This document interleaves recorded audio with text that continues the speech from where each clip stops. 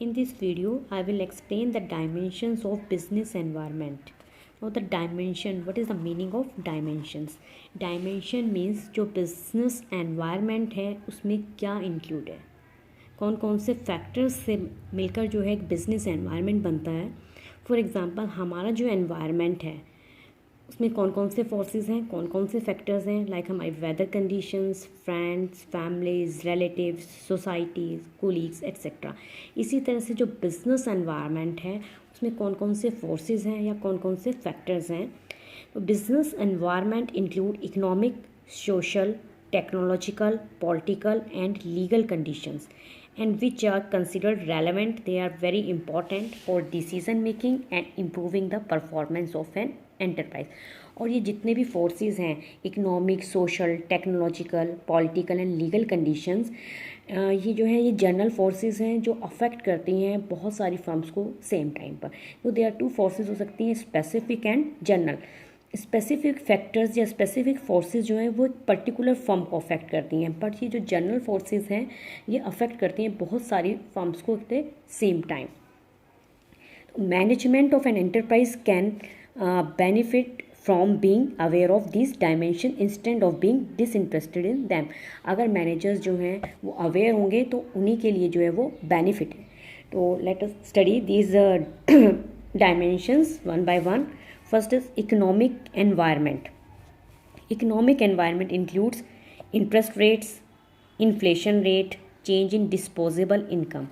Disposable income means वो income जो लोग spend कर रहे हैं. स्टॉक मार्केट इंडिसेस, हमारी कंट्री में दो स्टॉक मार्केट हैं, stock exchange Bombay stock exchange and NSC national stock exchange. उनका जो इंडेक्स है, एनएससी का इंडेक्स है निफ्टी एंड बीएससी का इंडेक्स जो है वो सेंसेक्स. जो उनके इंडेक्सेस हैं वो भी इकोनॉमिक एनवायरनमेंट में इंक्लूड हैं.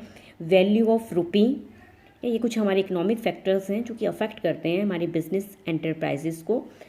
फॉर एग्जांपल जैसे कि लॉन्ग टर्म इंटरेस्ट रेट जो है वो एक प्रोडक्ट की डिमांड जो है उसको अफेक्ट करते हैं. अगर बैंक्स जो हैं वो लोगों को लोन दे रहे हैं, लॉन्ग टर्म लोन दे रहे हैं और उसका जो इंटरेस्ट रेट है वो बहुत कम है, लाइक जैसे कि होम लोन्स दे रहे हैं, ऑटोमोबाइल्स परचेज़ करने के लिए लोन दे रहे हैं, तो ये जो कंपनीज़ हैं, construction companies and automobile companies, इनके प्रोडक्ट्स की डिमांड इंक्रीज़ हो जाएगी क्योंकि लोगों के पास मनी है और वो बोरोड मनी से जो है वो होम्स खरीदेंगे और जो है वो ऑटोमोबाइल्स जो है वो परचेज़ करेंगे. इसी तरह से अगर डिस्पोजेबल इनकम जो है वो इंक्रीज़ हो जाती है तो डिस्पोजेबल इनकम इंक्रीज़ होने से क्या होगा, जीडीपी इंक्रीज़ होगा क्योंकि डिस्पोजेबल इनकम वो इनकम है जो लोग स्पेंड कर रहे हैं. जब लोगों के पास स्पेंड करने के लिए इनकम ज़्यादा है तो प्रोडक्ट्स की जो डिमांड है वो इंक्रीज़ हो जाएगी और जब प्रोडक्ट्स की डिमांड इंक्रीज़ होगी तो प्रोडक्शन जो है वो इंक्रीज़ होगा और जब प्रोडक्शन की इंक्रीज़ होने से जीडीपी क्या हो जाएगी, वो इंक्रीज़ हो जाएगी. अगर इन्फ्लेशन रेट बहुत ज़्यादा है हमारी कंट्री में तो उसका भी जो है बिज़नेस के ऊपर एडवर्स इफेक्ट पड़ेगा क्योंकि बिज़नेस को फर्म्स को ज़्यादा स्पेंड करना पड़ेगा, उनको रॉ मटेरियल के लिए ज़्यादा प्राइसेस देनी पड़ेंगी, मशीनरी परचेज़ करने के लिए वेजेस एंड सैलरीज़ को ज़्यादा देना पड़ेगा जिससे इनके प्रोडक्ट्स की जो डिमांड है उसके ऊपर इफेक्ट पड़ेगा. Next is social environment. Social environment include the social forces. उसमें है customs and traditions, values, social trends.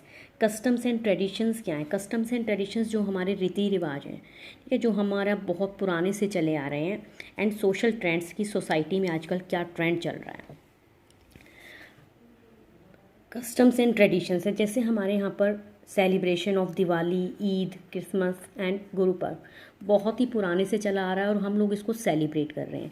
तो ये भी जो है अपॉर्चुनिटीज़ प्रोवाइड करता है कुछ कंपनीज़ को, जैसे कि जो लोग जो हैं इसमें स्वीट्स और कन्फेक्शनरी मैन्युफैक्चरर्स हैं, टेलरिंग आउटलेट्स हैं और जो फार्म्स जो हैं डेकोरेटिव आइटम्स बना रही हैं, गिफ्ट्स पर्पज़ के कुछ गिफ्ट्स बनाती हैं, ठीक है, इस तरह की कंपनीज़ हैं, उनके लिए ये जो है अपॉर्चुनिटी प्रोवाइड करता है.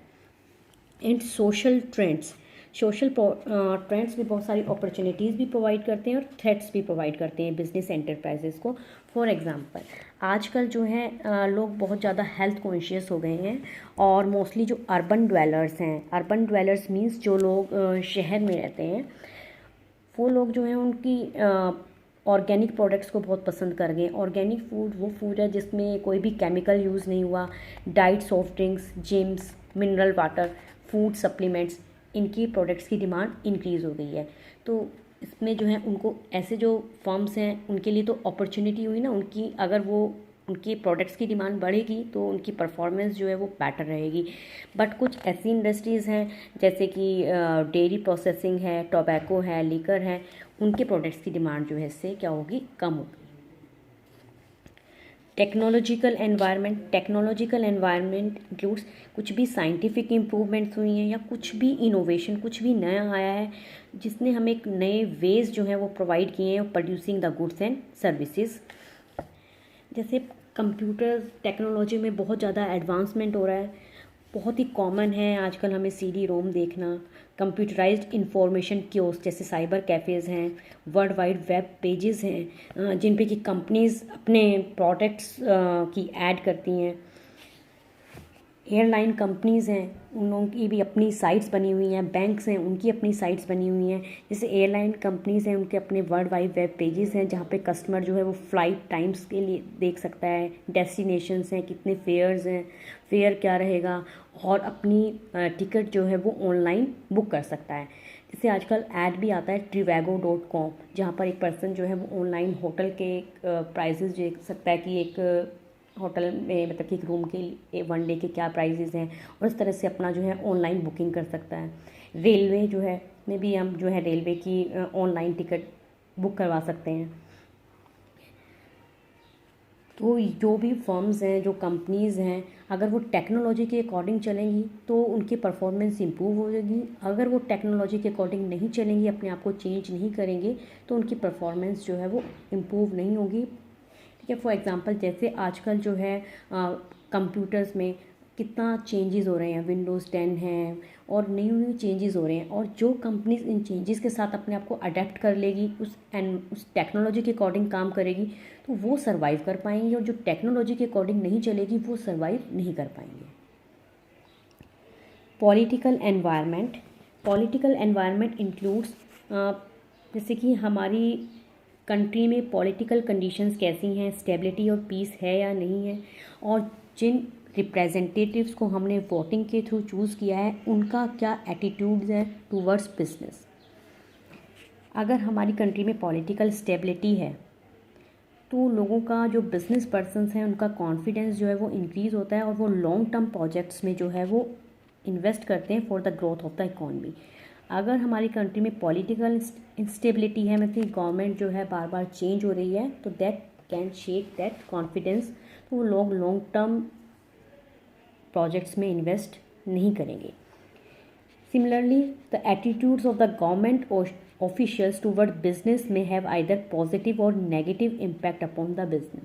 अब जैसे कि 1991 में एक फॉरेन कंपनीज जो हमारी इकॉनमी पॉलिसी आई थी 1991 में, जो फॉरेन कंपनीज़ हैं उनको हमने अलाउ कर दिया था। बट जो ब्यूरोक्रेट्स हैं, मतलब इसमें इतना रेड टेपिज़म था, उनकी कंपनीज़ को एप्लीकेशन देनी पड़ती थी जो फॉरेन कंट्रीज से आ रही हैं, और उस एप्लीकेशन को प्रोसेस होने में ही जो है बहुत ज़्यादा टाइम लग जाता था। तो इससे उनको जो है वो डिस्करेज हुई, और इंडिया में फॉरेन इन्वेस्टमेंट जो है वो बहुत कम हुई है।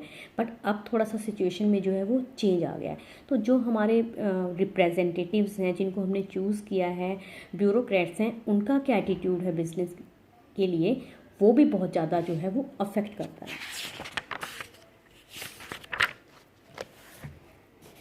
लीगल एनवायरनमेंट में इंक्लूड है वेरियस लेजिस्लेशंस क्या होते हैं, जो हमारी गवर्नमेंट ने लॉज बनाए हुए हैं, कानून बनाए हुए हैं। Law passed by the government, administrative orders issued, या गवर्नमेंट कुछ भी ऑर्डर्स इशू कर रहा है, एज वेल एज जो कोर्ट के जजमेंट्स हैं या डिसीजंस, जो कमीशंस हैं या एजेंसीज हैं उन्होंने कुछ डिसीजंस दिए हैं, वो सारा हमारा किस में आ जाता है, लीगल एनवायरनमेंट में। एंड इट इज़ इम्पेरेटिव, बहुत ज़रूरी है मैनेजमेंट के लिए, हर एक जो एंटरप्राइज है उसकी मैनेजमेंट के लिए बहुत ज़रूरी है कि वो ओबे करे उन लॉज को जो कि हमारी गवर्नमेंट ने बनाए हुए हैं। Non compliance of laws can land the business enterprise into legal problems. अगर हम ओबे नहीं करेंगे तो हम लीगल प्रॉब्लम्स में जो है वो बिजनेस फर्म्स जो हैं वो को फेस करनी पड़ सकती हैं। तो इंडिया में बहुत सारे कुछ एक्ट्स बने हुए हैं, जैसे कंपनीज़ एक्ट 1956 है। अब तो ये कंपनीज़ एक्ट जो है इसमें अमेंडमेंट हुई हैं, चेंजेस हुए हैं। तो कंपनीज़ एक्ट 2013 है, कंज्यूमर प्रोटेक्शन एक्ट 1986। बहुत से इनमें से आप एक दो एक्ट्स के जो हैं वो नेम लर्न कर लेना। तो इनकी हमें वर्किंग नॉलेज होनी चाहिए, और ये जो एक्ट्स गवर्नमेंट बनाती है इसमें टाइम टू टाइम जो है वो अमेंडमेंट्स भी करती हैं, चेंजेस भी करती हैं। अब हमारे यहाँ पर एक न्यू एक्ट आए हैं। एक तो CAA आया है, सिटीज़न अमेंडमेंट एक्ट, और एक GST goods and services tax act है, जुलाई 2017 में इसको इंट्रोड्यूस किया था गवर्नमेंट ने। तो बहुत ज़रूरी है आपको बिज़नेस करने के लिए हमें अपने एक्ट्स की, लीगल एनवायरनमेंट की नॉलेज होनी चाहिए। एग्जाम्पल, आप एडवर्टीज़मेंट ऑफ ए एल्कोहल, जैसे कि गवर्नमेंट ने बैन किया हुआ है कि एल्कोहलिक बीवरेजेस की एडवर्टीज़मेंट नहीं करनी है। तो और या फिर जो कंपनीज़ हैं जो टबैको एंड सिगरेट बनाती हैं उनके लिए एक वार्निंग उनको अपने प्रोडक्ट की पैकिंग पर देनी पड़ती है कि smoking is injurious to health या chewing tobacco is injurious to health. तो ये फर्म्स को ओबे करना पड़ता है। अगर फर्म ओबे नहीं करेगी तो उस जो है वो कुछ भी लीगल प्रॉब्लम्स में जो है वो फंस सकती है।